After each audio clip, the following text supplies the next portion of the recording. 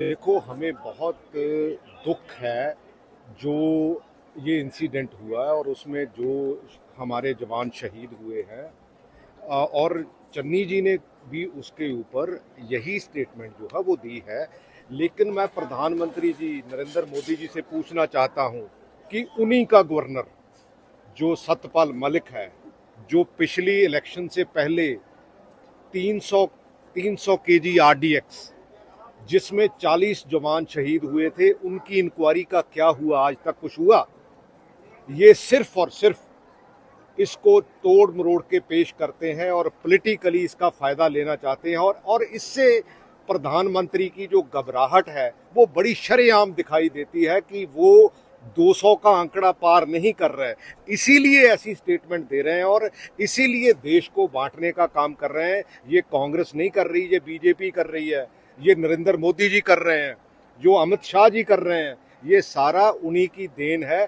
मेरे को एक बात बता दें कि उन्हीं के गवर्नर की स्टेटमेंट 300 किलो आरडीएक्स जो है जिसमें 40 जवान शहीद हुए, 5 साल में इंक्वायरी क्यों नहीं हुई? ਪ੍ਰਗਟ ਜਾਖੜ ਸਾਹਿਬ ਦਾ ਵੀ ਇੱਕ ਬਿਆਨ ਆਇਆ ਕੱਲ, ਕਹਿੰਦੇ ਕਿ ਜਦੋਂ ਕੈਨੇਡਾ ਜਾ ਕੇ ਆਏ ਤੇ ਟਰੂਡੋ ਸਾਹਿਬ ਦੇ ਜਿਹੜੀ ਬੋਲੀ ਸਿੱਖ ਕੇ ਆਇਆ, ਜਿਹੜੇ ਕਿ ਉਹ ਦੇਸ਼ ਨੂੰ ਖਰਾਬ ਕਰਨ ਦੀ ਗੱਲਾਂ ਕਰਦੇ ਤੇ ਹੁਣ ਚੰਨੀ मैंने मेरा ख्याल है कि प्राइम मिनिस्टर के बयान के ऊपर बयान दे दिया, इससे ज्यादा मैं इसके ऊपर कुछ कहना नहीं ये भी चाहता। कहा है, कह रहे कि कांग्रेस जो है वो देश के प्रति जो है गलत सोच ये रखती है। ये हमें देश प्रेम ना सिखाएं। ये बीजेपी वाले देश प्रेमी नहीं है, ये देश को बांटते हैं, देश को डिवीजन करते हैं, पोलराइज करते हैं।